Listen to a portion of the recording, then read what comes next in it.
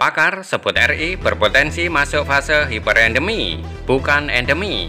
Dikutip dari CNN Indonesia, edisi Rabu 25 Agustus 2021.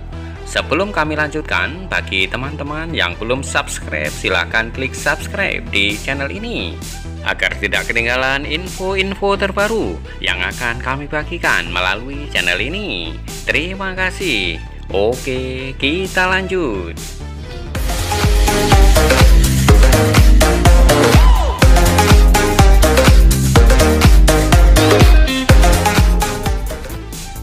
Dewan Pakar Ikatan Ahli Kesehatan Masyarakat (IAKMI) Hermawan Saputra menyebut Indonesia berpotensi masuk fase hiperendemi ketika beberapa negara lain masuk tahap endemi selepas pandemi virus corona atau COVID-19.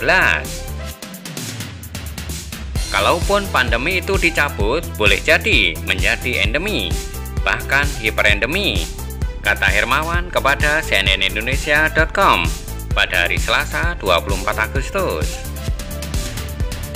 Sebagai informasi, pandemi merujuk pada situasi wabah penyakit yang terjadi serempak di mana-mana, meliputi daerah geografis yang luas. Sementara endemi adalah penyakit yang muncul dan menjadi karakteristik di wilayah tertentu. Biasanya, penyakit tersebut sudah bisa dikendalikan dalam jangka waktu yang lama. Hiperendemi bisa jadi kasus itu masih tinggi karena statusnya dicabut WHO. Artinya, kasus itu belum terkendali secara signifikan, ujar Hermawan.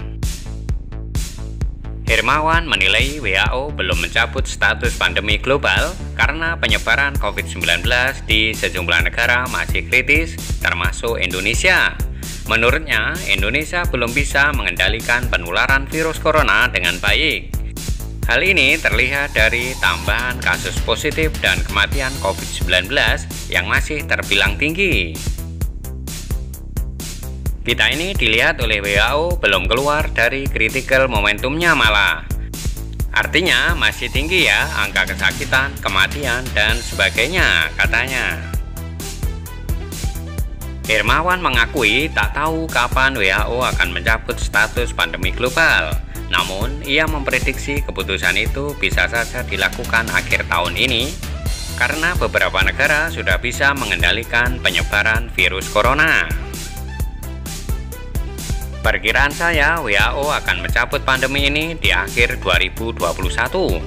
Melihat konstelasi global, banyak negara dunia yang sudah mampu mengendalikan, ucapnya. Buat perencanaan fase hiperendemi, Hermawan mengusulkan pemerintah menyiapkan perencanaan atau roadmap secara menyeluruh sebelum memasuki fase hiperendemi. Menurutnya, pemerintah tak cukup hanya menyiapkan protokol kesehatan. Negara kita potensial menjadi hiperendemi, roadmap-nya harus menyeluruh, kata Hermawan.